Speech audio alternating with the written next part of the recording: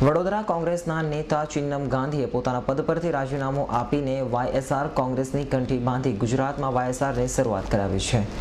વડોદરા કોર્પોરેશનના ward number 25ના corporator અને પૂર્વ વિપક્ષી નેતા ચિન્નમ ગાંધીએ આજે કોંગ્રેસ પક્ષમાંથી પોતાના તમામ હોદ્દા પરથી રાજીનામું આપી આંધ્રપ્રદેશની જગનમોહન રેડ્ડીની વાયએસઆર કોંગ્રેસ પાર્ટીમાં જોડાઈ ગયા છે અને કોંગ્રેસે પણ તેમનું રાજીનામું સ્વીકારી લીધું છે।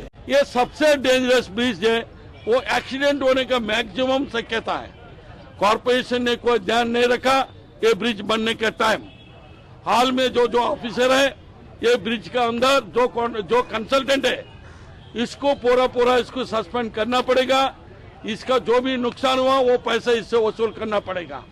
साथ साथ जो एग्जीक्यूटिव इंजीनियर है नूरमी के जो हेड है मिस्टर PM पटेल, इसको तुरंत तो सस्पेंड कर देना पड़ेगा। क्यों?